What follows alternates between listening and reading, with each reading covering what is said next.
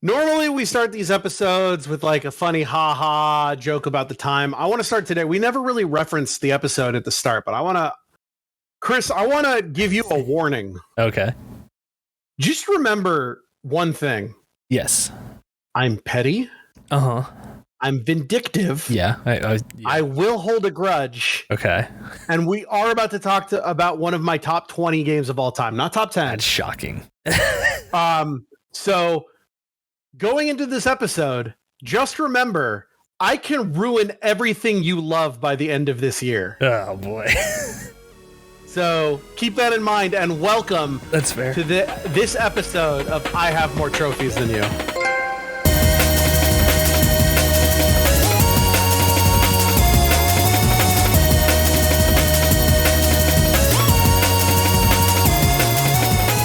This is going to be a... What? Hold on. You did this last time too. You know, we start the set. Okay, play the theme song again. Okay.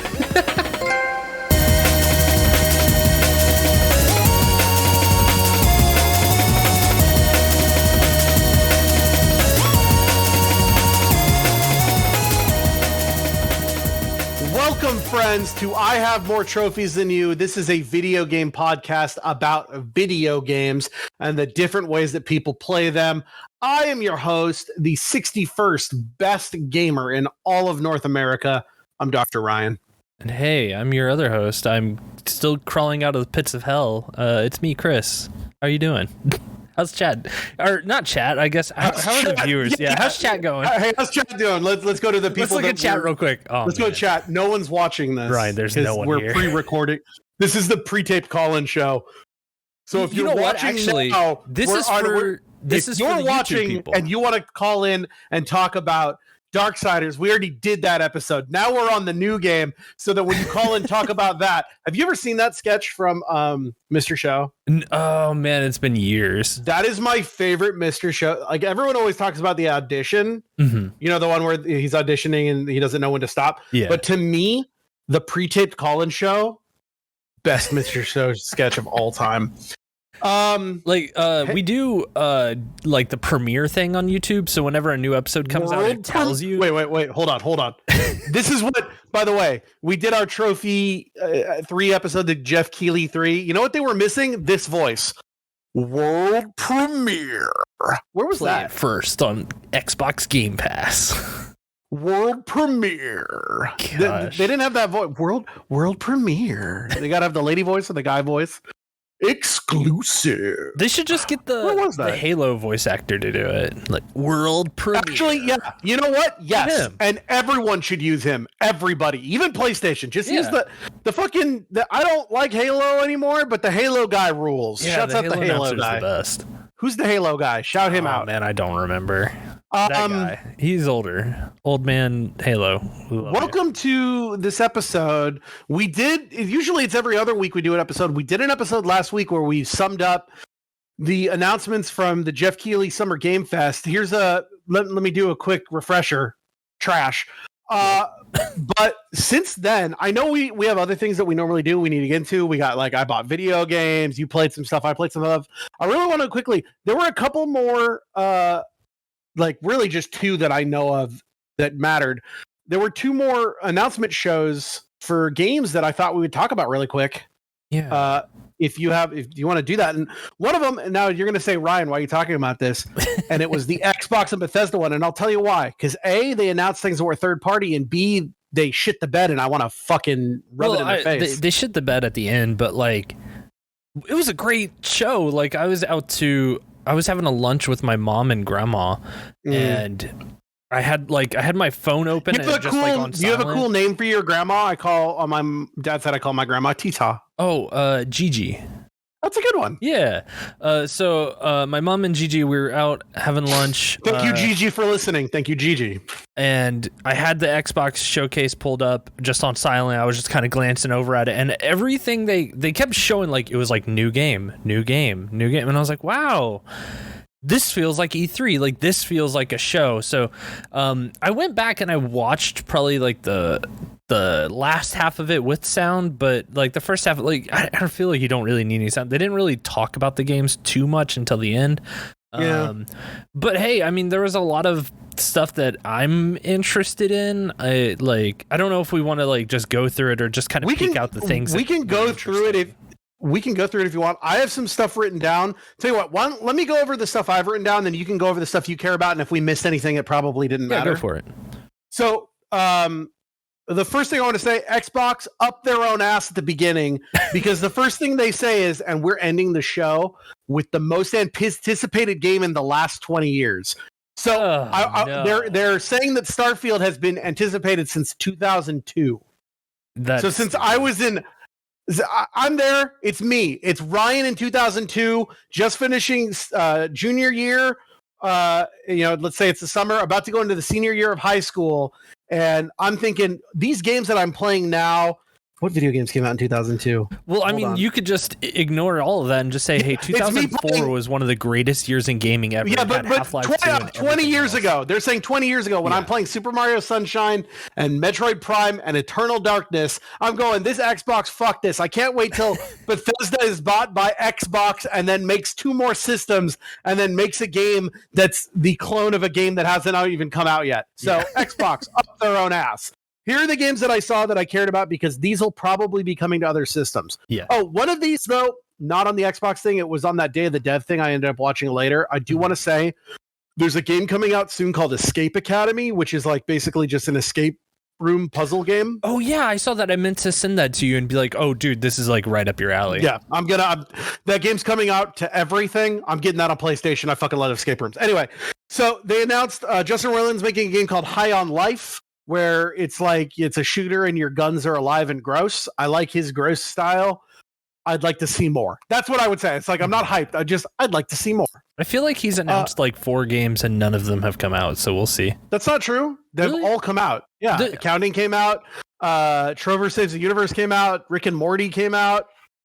See, those slip under my radar so much that like I guess that's just how little I care about. And you know what's hilarious? I have the platinums in all of them. Because I swear there was something like in the last year or two that I was like, oh yeah, that'd be like it was like a VR thing, but I guess maybe that's why you just said like 5 times within the span of 2 seconds. Oh, my bad. Hey, look, my English isn't too good. You're American. Well, okay, but here's the catch: is that I didn't speak English for 3 years straight. So okay, like, how old are you? Oh no, 32. Okay, right? So 32 minus 3 is 29. You've been speaking English for 29 years, and you're saying that less than 10% of that means that your English is all bad now? Yeah, because here's the thing is like, just go the next 3 years without speaking English. No, I speak English. I'm American. Actually, then when you come back, I speak English because I mean, you know what I'm trying to say. I'm not but like when you come back to that, you're just like messed up. Like it just doesn't work anymore. So. Whatever. Anyway, they showed a little bit of Plague Tale 2. I like the Plague Tale. I'll play that. Yeah, I heard the first one was good. Not that I give a shit. I thought this was a huge announcement. They Xbox is teamed with Riot, and if you have Game Pass, you just get everything for free. Like all of their League of Legends characters, all their other games. That's kind of huge because they make a lot of their money off selling cosmetics and heroes. And now they're just saying it's like, just be in Game Pass and you get all the heroes for free. That's kind of a giant announcement that I feel like nobody really.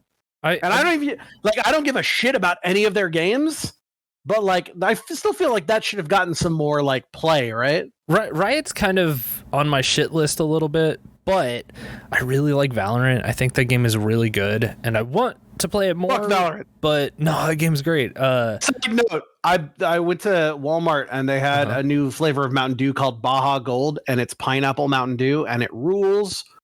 What does that have to do with Valorant? Nothing. I just wanted you to stop talking about Valorant. Next was some H.R. Geiger-ass looking game called Scorn. I don't know anything about it. I'd like to see more. Then there was some Metroidvania H.P. Lovecraft game called something Flintlock. Yeah. No. That was the Benedict Fox game. What was Flintlock? I don't remember. Who gives a shit? Here's the game. Oh, Flintlock's like isn't that more like a survival game or something like that. I don't remember. Here's, other than the big thing I'll say at the end, the game that they showed that was the most like, I want to fucking play this right now, please come to PlayStation, was a game called Lightyear Frontier, which is a space mech farming game. I saw that. That was the last game I was able to see when I was watching it, and I really, really liked it. I really want it. I'm so excited for it. It was really funny. I was watching that live on a stream, and the minute I saw like a dude fall into space, I was like, oh, fucking mech game. Who gives a shit? And then the mech looked like a tractor and shot seeds, and immediately I 180 and went, fucking yeah! So I hope that game comes out. Yeah. Benedict Fox, that I think was the other game. There was a game called Cocoon. What was Cocoon? I don't know. I just wrote down names. I'm now realizing they can't be that good because I can't remember any of these. Yeah, it's not even on this list of like trailers and stuff for. Oh, here it is. This is a weird looking game. What is it? Looks like desert. Bugman falls out.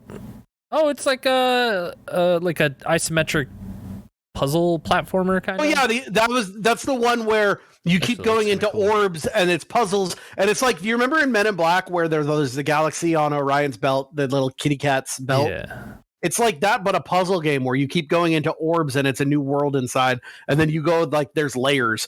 This that game actually looks cool. does look kind of cool. Yeah, there was a game that Frank was freaking out about called Wo Long, which basically looks like Dynasty Warriors Dark Souls, or not Dark Souls.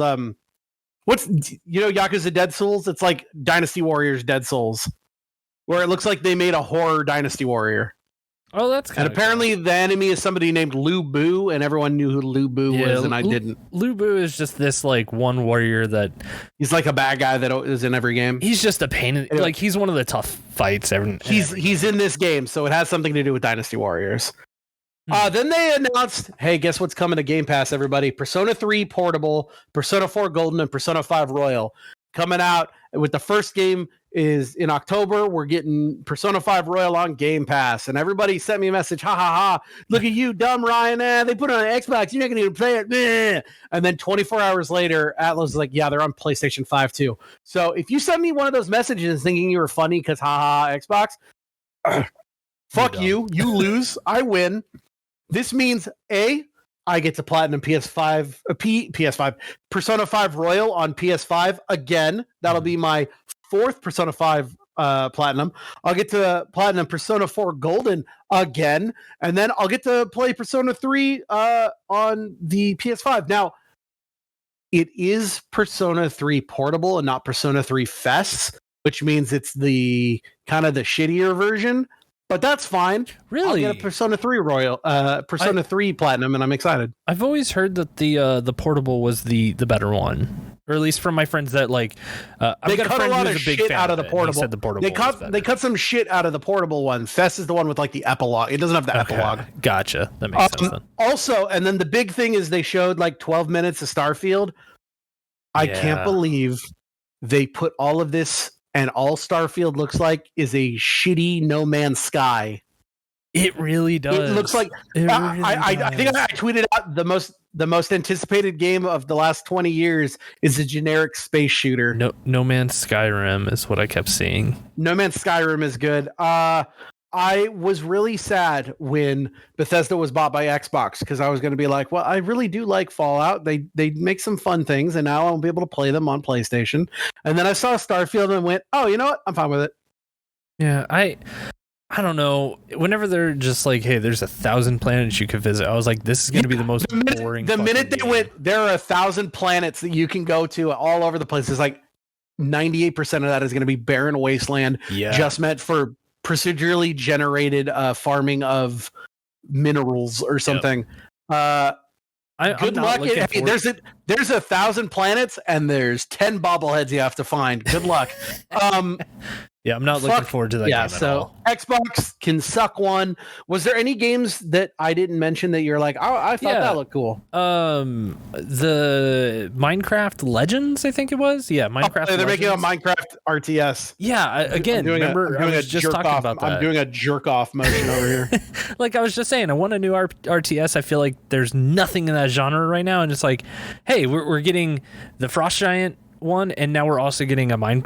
I'm very. That Frostgiant one is totally free to play though. Yeah, so that one might be bad. Oh! This one could be bad too because I forgot something on my list, but you go ahead. Sorry, go ahead. I feel like Minecraft can burn you a little bit because everything that they try to spin off into, like they did that Diablo one or Diablo-esque game, but it didn't play very well. It didn't randomly like all the. Are you talking about the Minecraft Heroes or whatever? I think it was Dungeons. Dungeons, yeah. I played a little bit of it, but it was so boring that I just couldn't get into it. I heard really it wish was it could have been so much boring. better. But hey, speaking of Diablo, they announced Diablo 4 is an MMO. That's so stupid. It's not an MMO, but it's online and there's a hub world. So it's an online persistent games as service Diablo. Yeah. Where everyone's on at the same time. Because they said, like, if you kill a bunch of characters, then you'll become a target for other players. I don't want that. Yeah, nobody wants that. Nobody wants that. Yeah. Diablo 4 is coming to PlayStation, though, so we'll see about it. Was there anything else? I just can't put my money into Blizzard at all. So they got rid of all the bad people. No, because the head dude's still there. Like they can't fire him until the transition. Until the transition, because then they would get hit with what not insider trading. What's it called? Like meddling. Yeah. Other than that, I'm really excited for the Forza 5 expansion. The Hot Wheels thing. They showed Hot Wheels Forza. Yeah, that'd be cool. Once again, we've talked when we did our the best of the year when you're talking about Forza. It's like it's a racing game. The cars will be good. It's such a good just turn your brain off and play game. I highly recommend that game. It's super fun. Don't play it. Other than that, play Mario Kart instead. No, Mario Kart fucking sucks. Was there anything else? No. Look, there's a better. Sorry, what? Yeah, Mario Kart sucks because it has rubber banding mechanics. It has also instant win mechanics. You're it's dumb so person. stupid. There's no Mario skill Kart, in Mario Kart at all. Mario Kart's a game of skill. I fucking love Mario Kart. You know what's a better game of Sonic, skill? Mario Party. All Stars Racing Transform. Bullshit. Are you gonna sit there and tell me, I'm gonna play some game with Danica Patrick instead of talking about that game is infinitely better than almost any Mario Kart. I should have realized before you were talking shit on this game we're gonna talk about. I should have realized, that's right. You only like things that are bad. Hey, somebody out there gotta represent. Anything else we're talking about? Not in this conference at all. I watched the other one. Was it Future Game Show? Oh, Capcom. Oh, yeah. Well, which one did you watch? The Future Game Show. I don't know what that is. Yeah, I can't remember a single game that was announced in it. Okay. So. Capcom was really interesting. I can sum Capcom up very simply. It was 30 minutes long. 10 of that was Monster Hunter. Who gives a shit?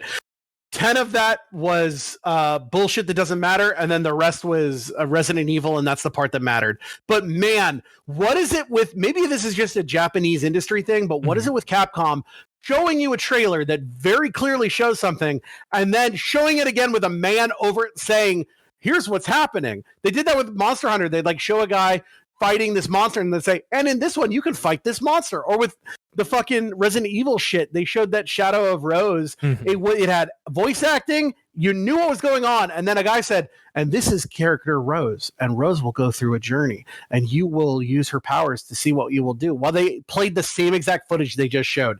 Is that a Japanese business thing? It's stupid. Yeah, it's definitely Nintendo does it all the time too. Of just like, I've seen it. Yeah. Shut up. Move on. It's very much that. It's just a way to present everything, and then because in Japanese, it's you want to define it and let everyone know that this is exactly what you're getting into. There's no ambiguous. Do that for the Japanese audience, but for the American audience, we get it. Move on. Yeah, in which I would say Capcom really doesn't need to do a show by themselves. It's just a waste of time. No, I disagree. I thought all of the shit they showed about unless Resident Capcom Evil comes with something new, I just don't care. Dude, Resident Evil showed off. I mean, what they showed of Resident Evil 4 was literally what they already showed on the Sony thing, so who cares? But the announcement of the Village DLC and then 2, 3, and 7 going up for PS5 last night. Well, sorry, it's Friday. We have to remember it's Friday. Yeah. Going up Monday night was dope. I started playing RE7 on PS5 and it looks grosser in the best way possible.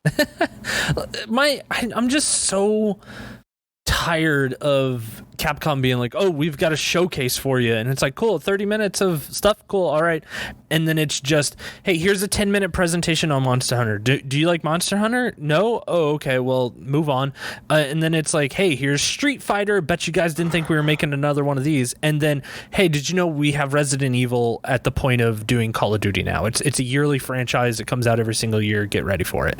And I'm just what are you talking about? That's not a yearly franchise. No, they put out DLC that they promised last year that got delayed. Yeah, okay, well, if the pandemic... There's no new Resident Evil coming out. Not this... I guess not this year. This is the 1 year, because we had Resident Evil 3 and then Resident Evil 8, and then, yes, we are getting a 1 year respite, although they're just re-putting out 8 with a bunch more stuff. And then we're getting 4. No, they're not putting out 8 with a bunch more stuff. They made the DLC they finally promised to make. How is that? The gold edition that comes with like the third person mode and stuff like that? That's just the DLC. They're just selling a copy with the DLC. That's all they're doing. Oh, okay. Every game does that. I'm just kind of fatigued, I guess. I think you shouldn't be. Go like 3 years without a game, and then put one out that's like bullshit. I want to play Resident Evil all the time. You're just mad they only make one Final Fantasy game every 17 years. No, don't put words in my mouth.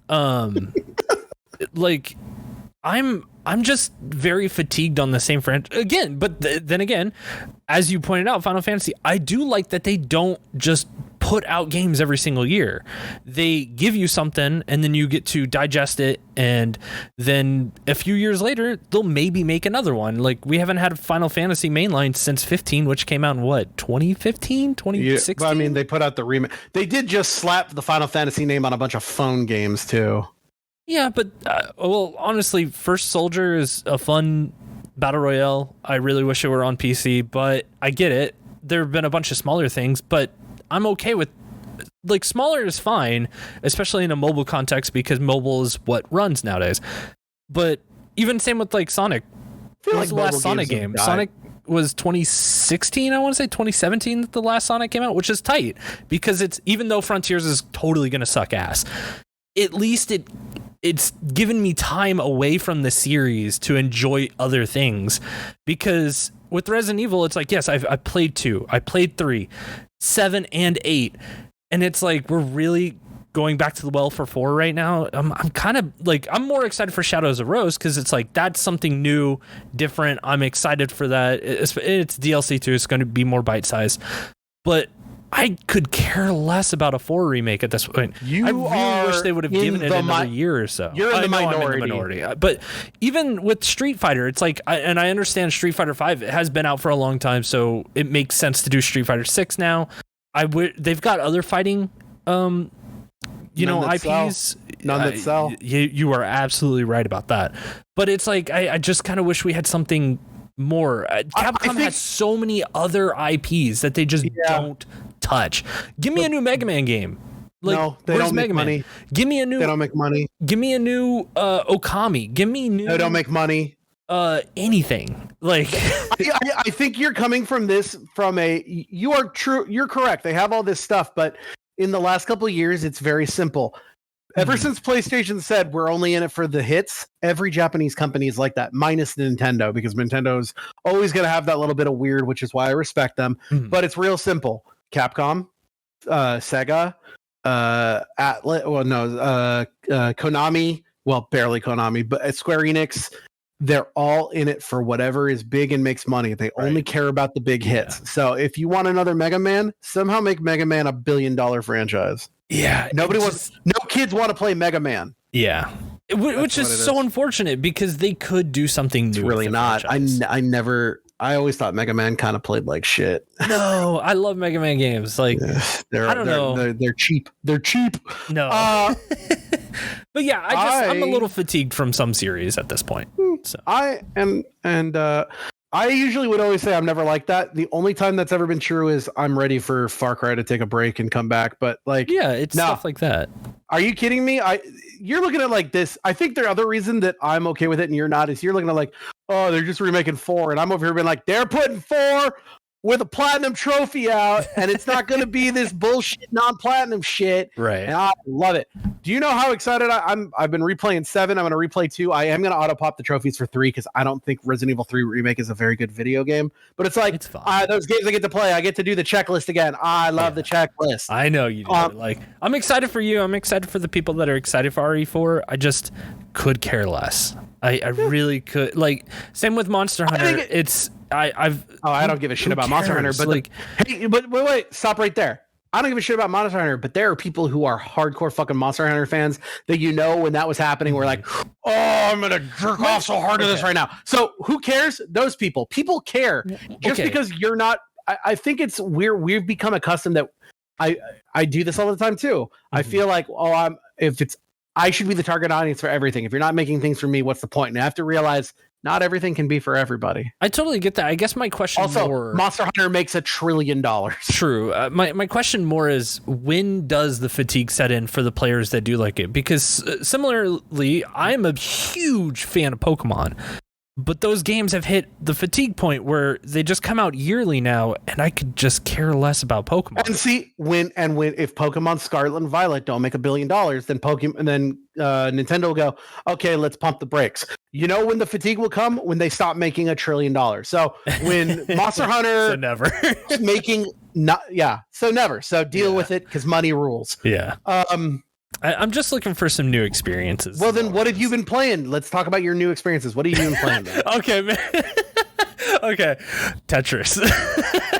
Fuck off. Everything you just said, flush it down the toilet. I've been playing Tetris Effect just because I like the music, and it's just kind of been a nice turn your brain off game. You want to talk about fatigue? I don't give a shit about Tetris anymore.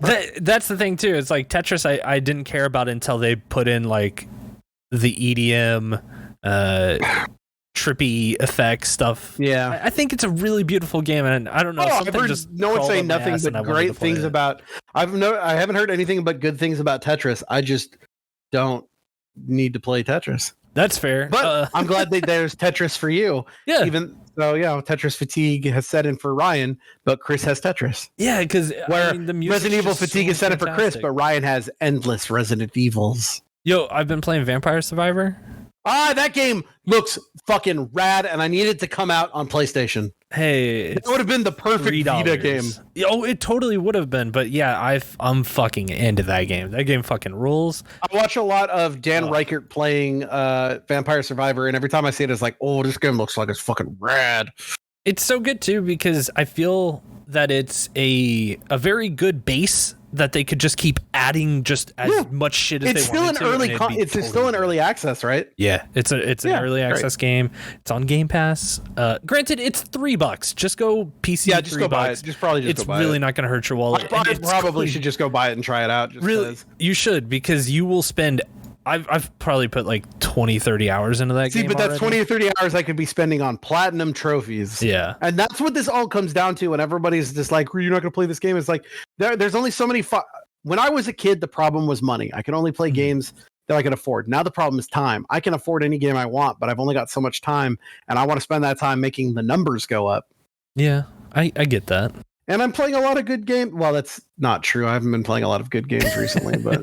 I just kind of hit fatigue with games in general lately.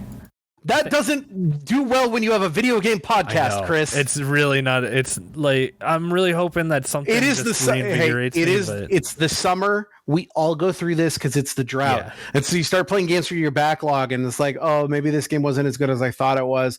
And I would say that you're like looking at my trophy data around this time is usually there's usually a dip because I want to go do things outside. I want to go spend time with other people.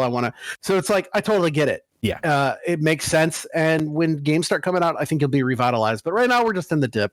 Yeah, and that's where I'm kind of, I'm looking at my backlog. I'm really kind of wanting to play some retro games right now. Oh, hey, you want to talk about retro games? Yeah. What?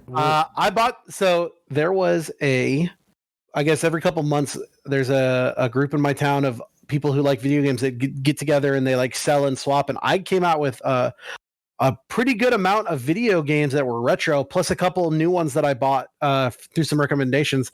Should I talk about what are we calling this section again? I think it's Ryan's magical bag. Don't say the words magical fucking bag. Ryan's cool collection. All right. I want to start. First of all, got 3 new games for the Vita that these all look very Japanese, so I'm excited. One is a visual novel that I can do an hour called Period Cube Shackles of Amadeus. Pretty sure that's an Otome game where you're a girl dating boys. One game that I've heard. Really? Yeah, probably not. One game that I've heard a lot about that is apparently super fun. Have you ever heard of Conception 2, Children of the Seven Stars? Yes, I have heard of that game. Where you like make star babies. So I got that. And then I bought this because I heard it was kind of rare. I've never played any of the Tales games. Okay. I got Tales of Hearts R for the Vita. Huh. Is that a good one I've totally missed on. Okay. I really like Tales of Symphonia, and I played a little bit of Vesperia. Speaking of Tales, also because thanks to our good friend Jared Tharbon, there was a sale. I bought Tales of Arise for PS4 because it was only like $20. Really good. I've heard that one's good. Also, on a challenge from one of my friends when we were talking about shitty video games, I did buy Snoopy's Grand Adventure based on the Peanuts movie, so I will get the platinum in that. Fuck you, Matt Bruce. On the PS3, picked up a couple games from our friends at Pink Gorilla Games because they did a sale and these were cheap. I got Saints Row Gat Out of the Hell on PS3, which I've never played. I played the PS4 one for like an hour and I didn't like it, but I just wanted it for the collection because it was like $3. Yeah. I got Cabela's Survival, Shadows of Katmai, which I think is a Cabela game about surviving in the snow on Mount Everest. I don't know. It's cool. I bought Portal 2. I can't get the platinum in Portal 2, but fuck it. I just want to play Portal 2 again. Even if I don't get all the trophies, I think I'm going to play Portal 2 just to play it and not worry about shit. Why can't you get the platinum in it? There are 2 trophies for the multiplayer that are still tied to the Steam integration, which has been taken out. Oh, weird. So you can't ever get them. And then Madagascar 3, the video game. Yeah, I remember watching you buy that game. Yep. I was like, why are you doing this? Hey, also, I bought a PS2 game that I was told. So one of the dudes down at the local game store that I go to was like, you got to try this game because it is basically a Ocarina of Time ripoff that you've never probably played. So I did buy a copy of Neopets The Darkest Fairy. What? Apparently it's like Ocarina. I'm going to play that on PS2. Tell me how that is. We have a friend that's very into Neopets and they'd probably enjoy it. For the, I did a little trading and I got 3 new GameCube games. Oh, right on. Mario Party 6, Mario Party 7, and then a game I've heard a lot about, but I've never played called Batten Kaitos. Yo, I want to play that so bad. Apparently it's a card-based RPG game. So, and then 2 new boxed games for the N64. Oh shit! I got my copy of Ocarina. I got a boxed copy of Ocarina, and then I bought this. It was cheap. It was only like $30, but I bought it for the cover alone because I already owned the game, so I just traded in the game to get some money off of it. I got Star Wars Episode 1 Racer because the box is just a black box with the logo on it, and then a shadowy version of Watto behind it. So, got to put that next to my Watto figure. Oh no! I love it's Watto Wednesday. Well, it's not. Can't wait for the Disney Plus Tuesday Watto series. Oh yeah, Watto's. Listen, there's something really funny to me about liking the worst Star Wars characters. That's why the best Star Wars characters are Watto and Lobot. Oh no! Yo, the best one's Obi-Wan, and we all know it. We all agree on this. No. Yeah. No. The actual best character in all of Star Wars. Yeah. Is the Mandalorian. He's really good. He's super cool. I like Cowboy, or Cobb Vanth, just because I like cowboys. Speaking of video games, I've really only been playing one video game this 2 weeks. Mm-hmm. I have gotten 25 new platinum trophies, but they've all been junk. And honestly, I haven't gotten a new platinum trophy since last Wednesday. Damn. I've just been putting time into the game that we're going to talk about next time. And I think it's because I want to get this done for the next episode, and I've been kind of white knuckling it. And you know what it's done? It's done kind of good. I kind of am like, why play these shitty games anymore? Oh, are we back to this? Are we reversing again? I think I definitely will still probably play the $1 cheesy games because they're quick. And like I'm saving a couple of them. But like the idea, once again, the idea of like it's $2, but it's 8 hours. I might be able with. That being said, PlayStation Plus Premium is now out. I have signed up. So once I'm done with this game that we're going to talk about at the end, and then also some other stuff. I do want to dig in and get like the Ape Escape. I want to play fucking Wild Arms. Like, I'm going to definitely go through, and there's some shitty games in there that they'll be free. So it's like, I might play some Artifacts Mundi games. I might play some of these visual novels that they have in there, but I'm excited to dig into that. I have a question about that, actually. About the PlayStation the PS Plus? Yeah, go ahead. Can I view everything in those collections without paying for it already? I don't know. Is there just a screen for that? I know there's I think maybe. I don't know. I went to it and the first thing I looked is how to upgrade, and it was just like, hey, it'll update at your yearly time, which they even showed was like, you have 222 days left on your current account. We will prorate you the cost, and then next year you have to pay the normal cost. And they just said it'll be $38.66, and you'll have all the benefits for the next 222 days until the beginning of your next cycle, where it'll cost 120 instead of 60. And I was like, oh, that's really cool of them to prorate it and do all that. So, and it was like calculated to the day. And then as soon as I did, you can go in and you can just look at everything. It's all in alphabetical order. I don't know if you can look at it beforehand though, but I also know there are so many like sites now that it's open that have put out lists. Also, they've promised like there will be new games added monthly. Mm-hmm. So I'm hoping. I know that they said that games that they make aren't going to come to it because they will devalue them, which is fine. I still want to be able to buy games, but like they said Stray's coming out on that. When it comes out. So I have a feeling that I really hope that they're going to start doing like Game Pass and like making third-party deals where it's like, sure, we don't want God of War Ragnarok coming to this thing because we want you to buy it, but maybe some of this indie shit, maybe, High on Life or a Plague Tale 2 or Lightyear Frontier that they were talking about on the Xbox thing will also come to PS Plus. Yeah, I feel that. Which would be dope. That would be smart, yeah. I don't need to buy everything. I just want to buy the big things and have them. Yeah. I just want to see the list before I commit to it. Anyway, 25 new platinums since last episode. None of them good. Succubus 5 on PS4 and PS5 NA only. ZJ the Ball challenge level 3C EU. ZJ the Ball level 4. ZJ the Ball level 5. I'm not going to list them all, but all 10 of the EU Zippy the Circle platinums. Basketball Breakthrough Gaming Arcade on EU and NA. And then all 8 of the Jumping Fries platinums for both Jumping Fries and Jumping Fries Turbo and EU and NA.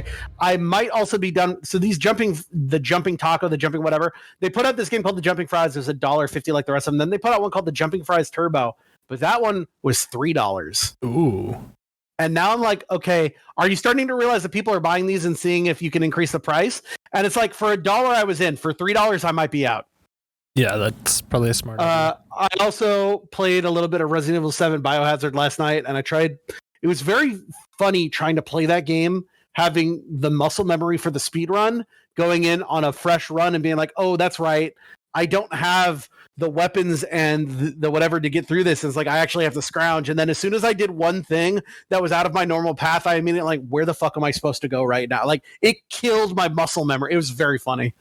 And then I've put like 40 hours into a specific game that we'll talk about after we talk about today's game. Yes, I'm very excited to talk about that one. I'm not. But is there anything else we want to talk about before we get into the game for this episode? No. I feel like we're good. I'm so excited. Okay. All jokes aside, I'm very excited to talk about this because this is one of my favorite games from the PS3 era. I've played this game 3 times because I played it originally on Xbox, got all the achievements, then played it again on PS3, then played it again on PS4. And we're talking about Darksiders. Darksiders, to give a little history, is a game made by the old THQ before they shut down. Specifically, what was the name of that? Oh, hold on, cut this part out. Darksiders was made by Vigil Games, which was founded by the main artist, Joe Madureira, Joe Mad, and also the lead developer, David Adams. And they only made 2 games. They make Darksiders and Darksiders 2, and then THQ went out of business. But they made what I thought was one of the best THQ games next to Saints Row, and there's this game called Darksiders, which is a 3D. The best way I can explain it is that it's a 3D Zelda with God of War mechanics and my type of story, which is I love the post-apocalyptic, especially like Four Horsemen shit of like what happens when the world ends. Right. And I'm excited to talk about it. You did what? Go ahead. I think that your comparison to the Zelda style of gameplay is very accurate. And the one thing that this game taught me is that I don't like 3D Zelda games. Wow. I'm going to say a phrase now that I've been preparing because I know it to be true. Darksiders is a better Zelda than Breath of the Wild. No. Yep. This is everything I want in a game. It is set levels with dungeons, and you get new items, and you go to a place and you open up more things, and it's got a path and a great story, and I really like the gameplay. I'm going to talk about the story of this game now. Yeah, knock out the story because I can go on about gameplay. Oh, and we're gonna. But okay, so the story of this game is really simple. Like, first of all, they set up. So in this universe, you know, we're doing heaven and hell are at war forever. You know, since the beginning of time, right? And then they're like, oh, we need to make this have a council. We need to have a mediator council called the Charred Council, who are like the neutral. If heaven is all good and hell is all evil, we need neutrality. And so they have the Charred Council who make the Four Horsemen of the Apocalypse are actually supposed to be like, they're not on hell's side or heaven's side. They're like heaven and hell cops. You know what I mean? They're there to stop heaven and hell from having this fight, because in this world, it's not that like the planet was already there. It's just like heaven and hell existed, and all of a sudden, hey, what's that over there? Oh, what are humans? They just showed up. Oh, and so I know it's really weird. So they're like, well, we can't have the big war until the humans are ready to fight it. It's sort of like some like Star Trek First Contact shit, where it's like, we can't let them know about us because they're not powerful enough yet, and then they'll have something to do with the end of this. Whatever. I do also want to say, when I announce characters, I'm gonna say who voiced them, because this game has a banging voice cast that you wouldn't fucking believe. But so they're like, okay, Four Horsemen, you go to sleep because you don't need to fight, and heaven and hell can't fight each other until the humans are there. And then all of a sudden, one day, war just wakes up on Earth. War is voiced by Liam O'Brien, who you might know from Critical Role, and also is like in a billion different anime. Oh, okay. Well, I don't watch fucking English anime. He's the voice of Gaara. Gaara from Naruto. Oh, I don't watch Naruto. Oh, what do you watch that he would have known him from? He's in a shitload of shit. Right on. He was Asura in Asura's Wrath. Did you play that? No, but I really want to play that game. Let's play. Did you play? I own it. It's not a cheap game. Did you play Final Fantasy 13, 2, and 3? No. You never played Final Fantasy 13? I played 13, but not 2 and 3. Oh, fine. He's in a bunch of shit. Anyway, he's playing War, and War is like, why am I on Earth? And the apocalypse is starting, and all of a sudden there's big demons, and everyone's just dying around him. And he's like, why am I awake? And the angels are like, what the fuck did you do, War? By the way, the big like the top angel named Abaddon, Troy Baker.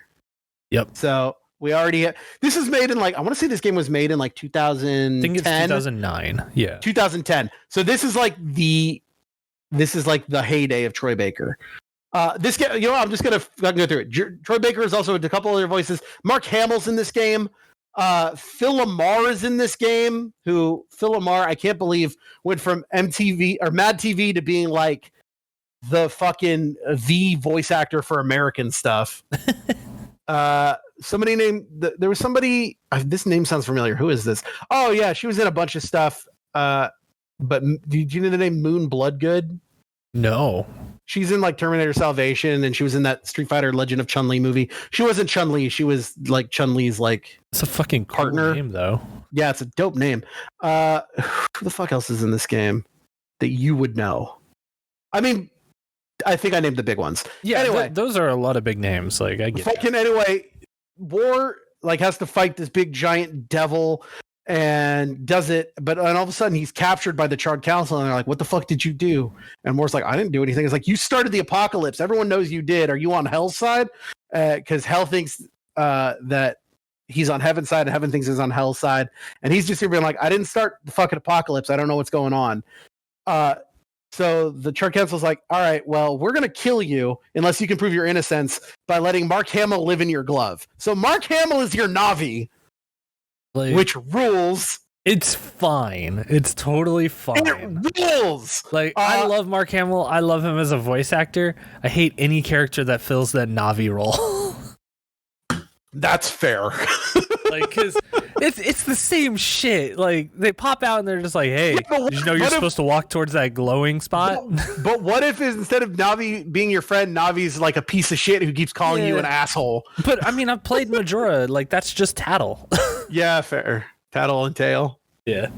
Did you get that? Some people didn't realize that. Tattletale. Ha ha ha. Okay, so what happens is in the time between you going to have to talk to the Chart Council and coming out, it's been like 100 years and Earth is fucking destroyed. Yeah. And much like we talked about last week when I was talking about how much I love The Last of Us of seeing like the ruins of society, that's what this is. It's like you're at this place that's called like, I forget what the first map is called. It's like the Throne of the Destroyer, but it's just like a destroyed New York City with like, and the area is just going through the New York City library is a level. And it's like, it's really cool because it's all this destroyed real shit and you're fighting demons and zombies in it. That's my shit.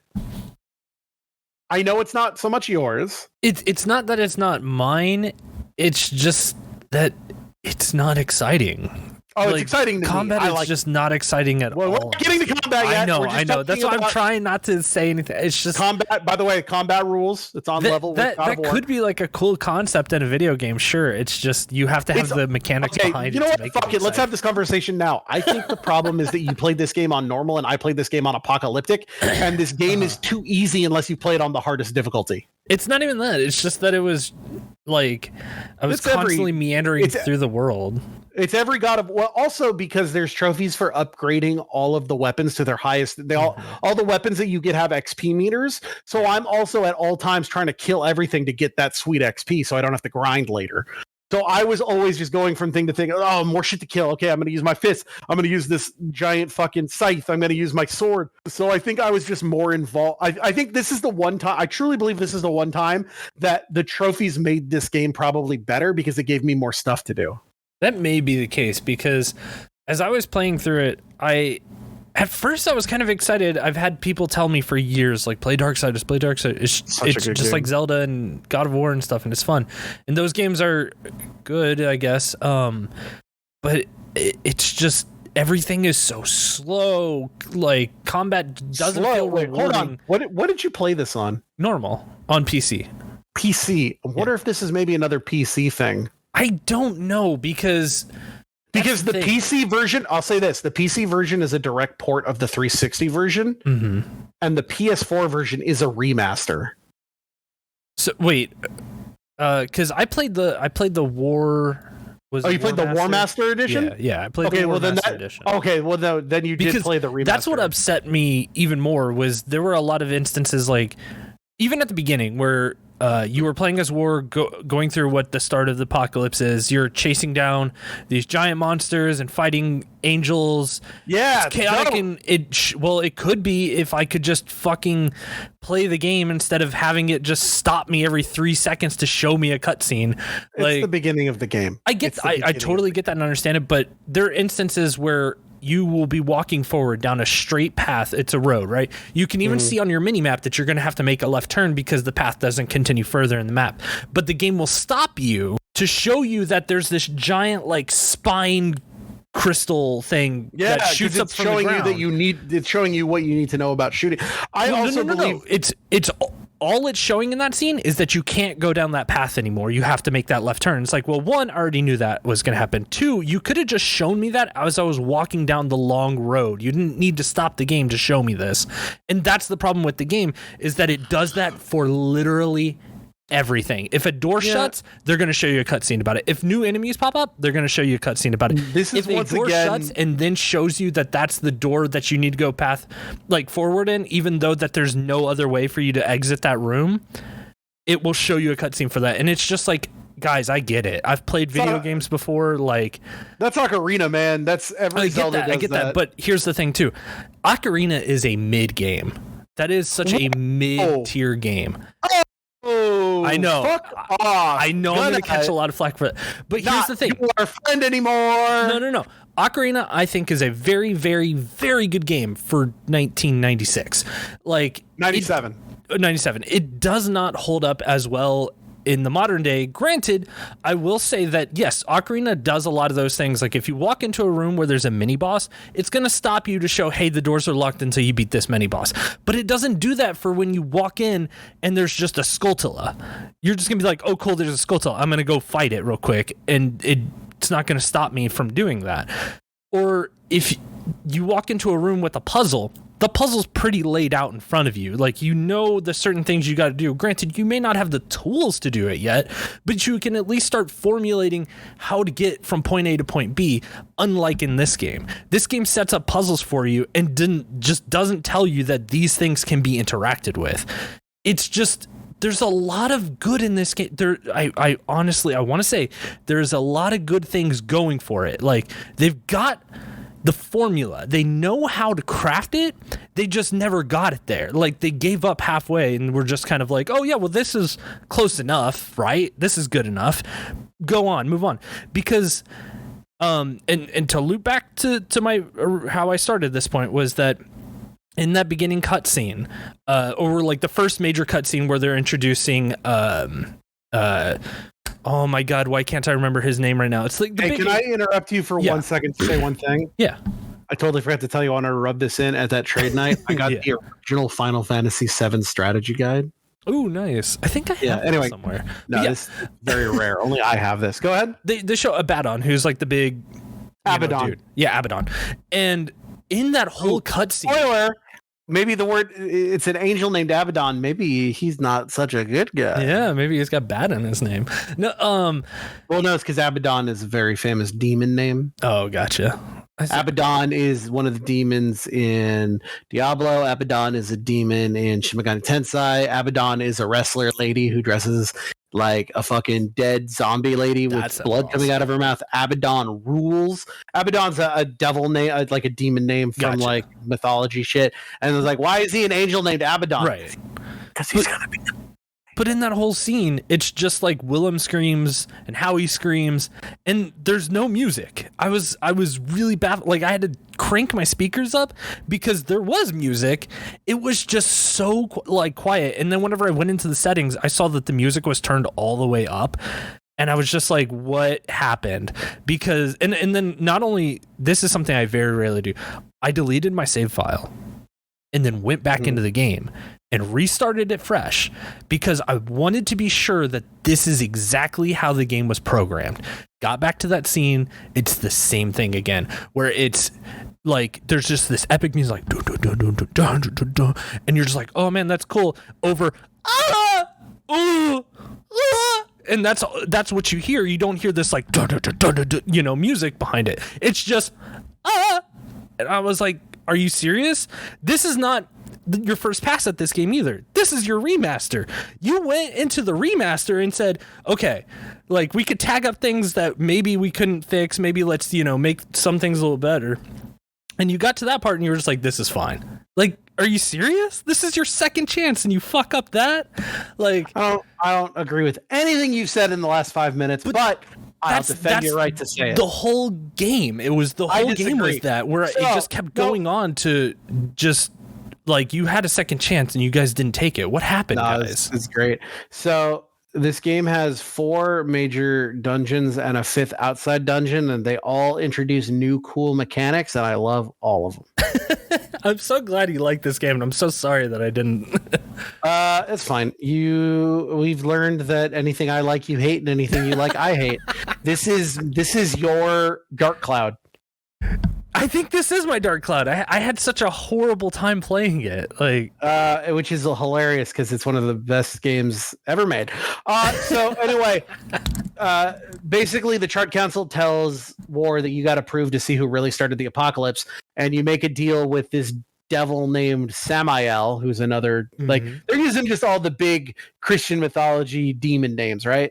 And he's like, well, I gotta get stronger. So to get whoever the demon commander Straga, you gotta find the four chosen that have his powers and get their hearts so that you can get into the Black Tower to defeat basically Satan, but not really. It's really weird. They never just straight up say Satan.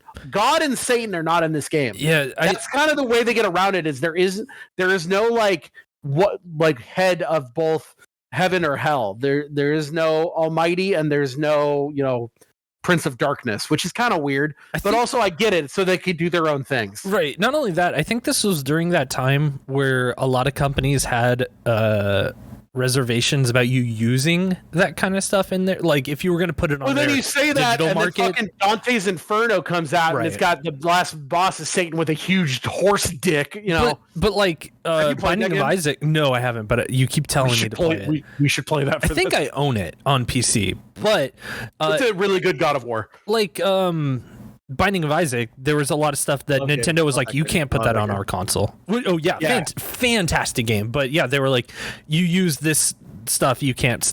We're not going to sell it for you. So I wonder if it was during that where people were a little bit more cautious about using the. I feel like now on a Nintendo console. Oh, I wonder if this ever made it to. Did this ever make it to Switch? The Wii U, I believe. It was on the Wii. Yeah, it was on the Wii U. No, it is on Switch. Is it on Switch? Oh, right on. Yeah, I don't want to play on anything but PlayStation. Anyway, so the basic is that that's your temples. You got to go to the 4 temples to go kill the chosen witches. This is the one huge problem I have in this game. The first place you go is this the first dungeon is basically, the best way to explain it is you go to the Vatican. Yeah, which the Vatican has been turned into Devil Church, and the final boss is the Bat Queen Tiamat. Tiamat's a dragon queen with fat titties, but she's not supposed to be a bat. Tiamat's a 5-headed dragon. Yeah, that's important. I didn't understand why they didn't go that way, because that would have looked fucking metal as shit. Because they wanted a big giant bat and they wanted to do their own thing, and Joey Mad wanted to draw a big fucking bat lady. The first dungeon is really cool, and I would relate it a lot to the Fire Temple, because it's all about getting bombs and using bombs to open up new paths. The next one is so you go through that dungeon, which I think is really good. Like I said, I would relate it a lot to the Fire Temple. The Hollows is the next. Okay, so you get that heart, you bring it back to Samael, he goes, go over here now. And the Hollows is basically the Water Temple, because the idea of the Hollows is that you have to go kill the Griever, which is a big giant fucking monster lady, alien queen monster lady. And it looks like a Zerg. She's like a big giant Zerg. She's a big giant Zergling that pops out of their Zergs. And she is in Grand Central Station. She's in an Ubway. She's in a. I'm trying. They don't ever say it's Grand Central Station. I'm just trying. Yeah. It's a railway subway station, and there's a lot of cool mechanics with putting cars in different, moving railway cars to make paths to open up levels of water that go up and down. And unlike the Water Temple, I never got lost. I'll say that. The Water Temple, maybe it's because I didn't play it when I was 14 or whatever. Right. I played Ocarina, but it made more sense to me, and it was very easy to follow. What's also cool is in then all of these, I'm looking for all of these collectibles for trophies, because there's collectibles for finding these artifacts, which then you can use to turn in for more soul money, because there's all these upgrade paths of buying. Okay, so it's also a God of War game, which means it's square, square, square, square, square, triangle, square, triangle, square, triangle, all the kind of normal God of War moves. You can buy new combos, you can buy a move that throws them in the air so you can slash them up there. And so I'm looking for all these artifacts. At the same time, I'm also looking for, you can find these things to make the ultimate armor, Yeah. And so there was a lot of really cool, just going around, because there's also, hearts. They're not called hearts. They're called health cores. And then you also got, or life stones. That's what it is. And you also got to find wrath cores so that you can get more of your Spartan mode, which is called chaos. Wrath of Chaos mode, where you turn into a big giant demon man. It's cool. And there's different wrath powers you can get that only work. It's you've got this wrath bar that when you fill up, you can turn a big giant Chaos Man, or you can burn a little of it to do these cool Wrath Chaos moves. And so there's a lot of really good upgrades, as well as new items and new weapons you can get, because you start with just Wrath's sword, or I'm sorry, War Sword called like Ruin or something. Oh, and you get his horse too, which is nice. But like, so, yeah, you'll learn things with the sword. But then you can also switch to your brother Death's scythe, and you can get a gun. So I will say this: they don't do the normal. I like how you said you can get a gun. It's like that's like the way that games get good. It's like, guess what? Now you get a gun. You get a gun. It's not war, death, pestilence, and famine. It's war, death, fury, and strife. Because eventually they're like, we're going to make more games where you play as each one. And they did. They made a Darksiders 2 where you're death. I didn't like that one as much because they made it more into a loot shooter where it's like upgrade path. And like, I liked the strict Zelda they made here. Then they made Darksiders 3, which I never played, which is where you're playing Fury. They made one of the horsemen a woman, and she's Fury, and she's got a chain, and you're fighting the 7 deadly sins. I've heard that one's good. And then eventually they were going to make the last one, but instead they made Darksiders Genesis, which is like a 4-player gauntlet. That sounds cool. That's the other thing. I started reaching out to friends about midway through this game. I even talked to you a little bit about it because I kind of hit a wall about 6 hours into the game where I was just like, I'm not enjoying this. This is, by the way, the wall you hit was halfway through the first dungeon.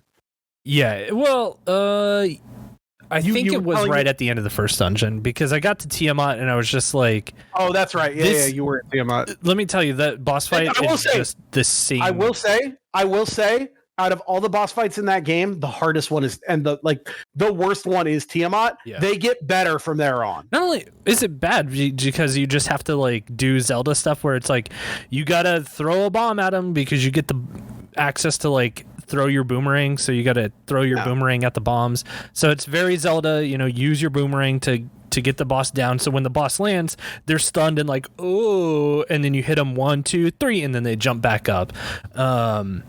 It's not only that for 45 minutes, it's just that the aiming in that game didn't make any sense to me because there's a focus button and then there's like a target button, and there are 2 different buttons and they don't need to be. And so anytime I would try to do that, I'd have to hit one button to enter the thing that lets me lock onto the enemy. But then if I wanted to throw my boomerang, it was a different targeting system with a different button that I had to click one thing and then click another thing and then throw it. So I just didn't understand the control scheme there. So it was like enough. But I started talking to friends. I was like, hey, I heard you like this game. What about it? And everyone told me, at that point, they're like, oh, I don't really care about the first one. It's the second one that's good. And I'm like, then why was everyone telling me that the first one was also good? Which is funny because I find it the other way around. I found the first one good and I fell off the second one. Okay, so you fight the Griever in the Hollows. Next, you get to go to the outside one because I was like, you got to go fight this big giant worm. Yeah. That's the Stygian King, which is literally just a big giant fucking like sandworm. And that dungeon is all outside. And the idea is really simple. If you stand on the dirt, it's going to fucking eat you. Mm-hmm. So you have to like use your horse and get around these other places to get to like, it's like you're playing the Tremors game where you have to go from platform to platform before it gets you. And then you'll get to like these big, what you're trying to do is shut off these temples that are all around in this big open area that are constantly pounding the ground to make it mad. And you're trying to turn those off so it doesn't know where, how to find you. I found that one very fun.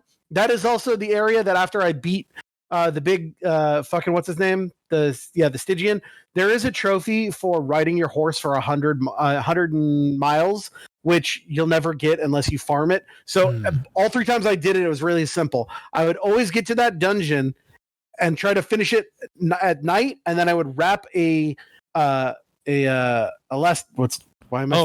band. A rubber band, man. Yeah. I'm fucking stupid. I would wrap a rubber band around my sticks to make it together, so I'd run in a circle, and then I'd go to sleep, and in the morning I'd have that trophy.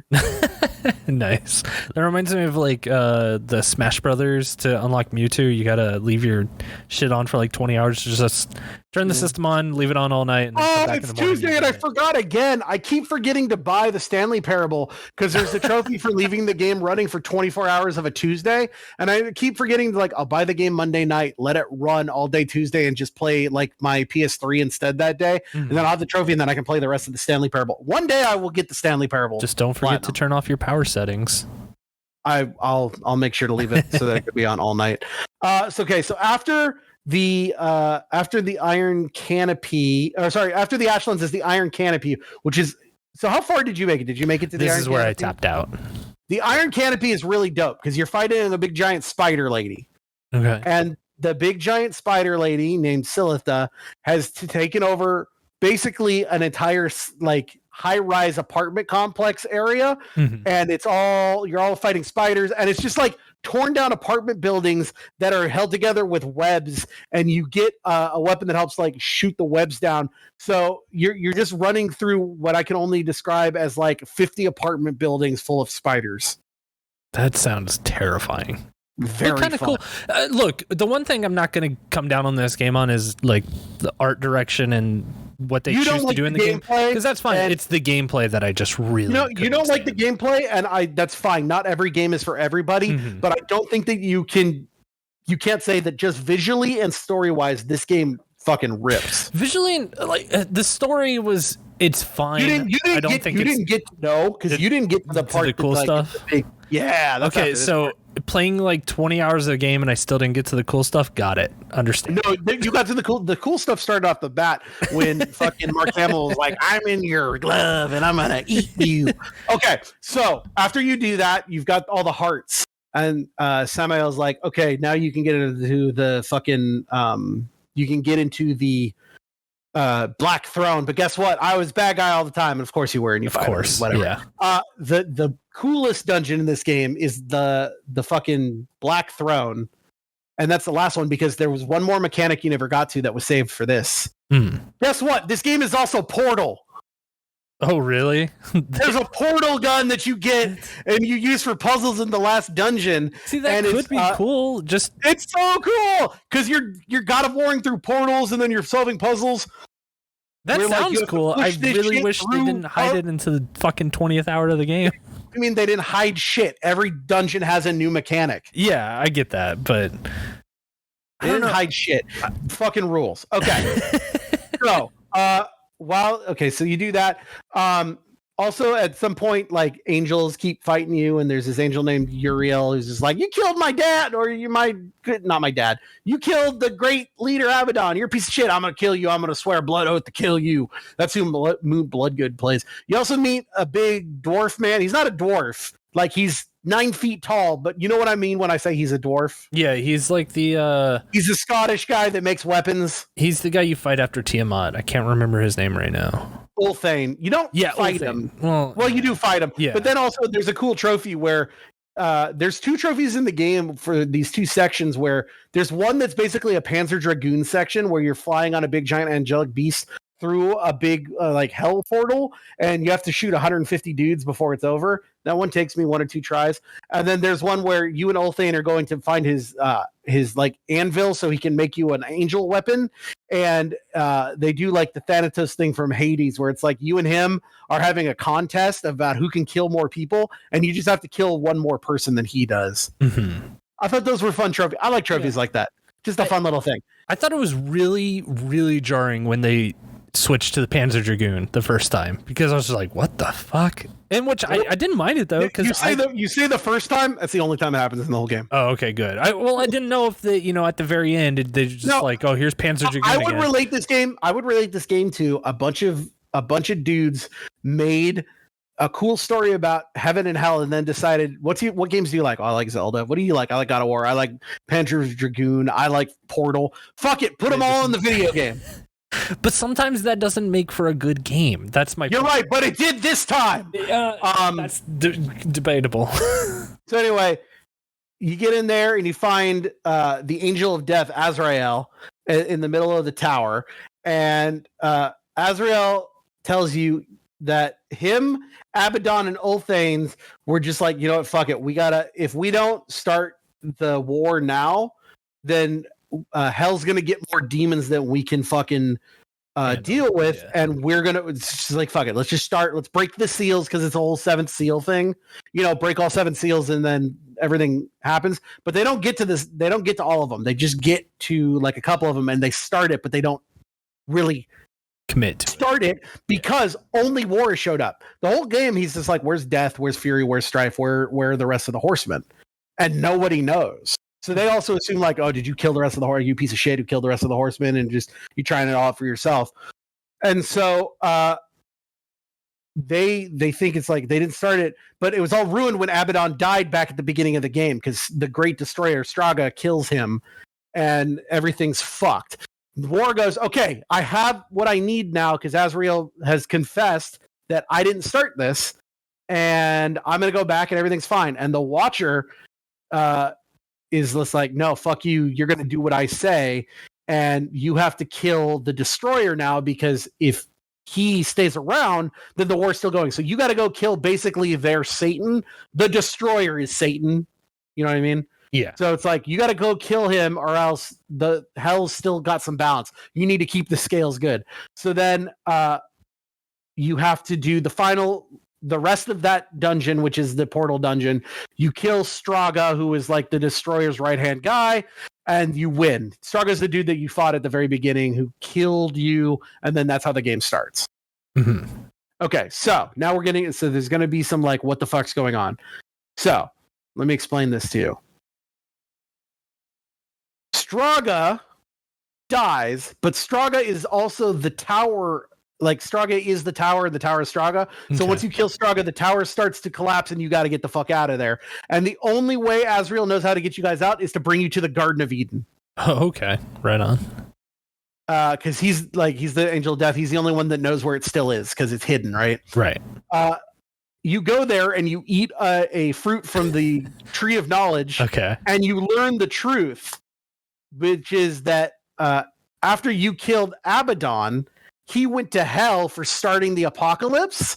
Uh-huh. And somebody who they don't ever say who, but I think in later games it's supposed to be Lilith, who is supposed to be the first demon, the wife of Adam, says you can either serve in heaven or rule in hell, but knowing that if he goes back to heaven he's going to be punished for starting the war, decides to become the Destroyer through a time loop.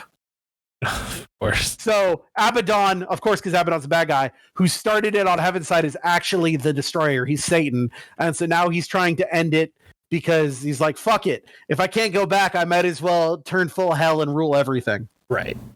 Okay, that makes sense. Or at least and he's got he's got the unbroken 7th seal, which he doesn't want anyone to break because if he does, then the horsemen show up and they'll fight against him. So he's like, this is great.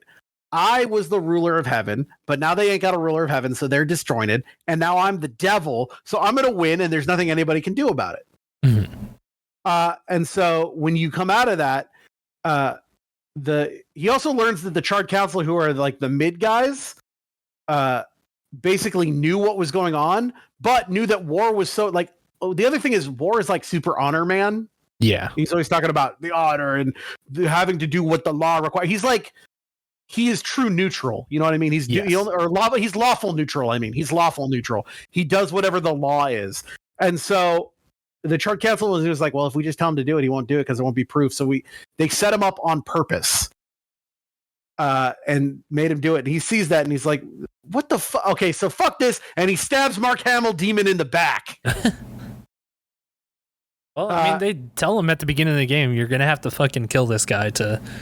Yeah, do what you want. And he does. He fucking kills him, and Azrael gives him the Armageddon blade, which is like the upgraded version of War's sword, which is like the only thing that can kill the devil. The Destroyer. I'm just going to say the devil. Yeah. And he kills the devil, and then he's like, but it's not finished. You need to refine its shards. Boom! We get the Wind Waker part, where at the end of Wind Waker, where you have to go and find all the pieces of the Triforce. Yeah. You get that, where now you got to go back around the world and find the shards of the Armageddon blade to re-put it back. But it's fun, because in each place where it is, there's puzzles. It's not just like randomly sailing around and trying to find it. It's like the map straight up shows you where they are. Like there's no like, I wonder where it could be. It's like, no, go here, here, here, here. And there's fun things to do them. So I did it's think not like that was a nice thing about this game, that it pretty much does show you where every fucking puzzle or not treasure chest is on the map. Yeah. So yes. Which I was like, hey, kudos. There's a lot of cool contextual puzzles to the area. It's like, hey, there's a big chest up there, but how do you get it? Well, you're in an area where there's all these dumpsters with demons spawn on them, but if you blow them, if you throw a bomb up there, it'll blow them up, and then the thing will come down, and you have time to jump up and then jump from there to make a platform puzzle to get to the treasure chest. Mm-hmm. That's a lot of fun shit. Okay, so you come back from the Garden of Eden, and you make the cool blade, and then Uriel, who's the lady angel that's just like, I know you did it. She fucking challenges you to a death oath and says, one of us is going to die, and until it does, we're locked in battle. But War wins, but he won't kill her because he tells her what the whole thing with Abaddon was, and Uriel, of course, looks up and loves Abaddon because he's, basically the head angel, and she can't believe it, and she's fucking like, sobbing, and now she's got this death oath that she won't, like, she's supposed to die, but he won't kill her. And she's like, she fucks off with some angels in shame.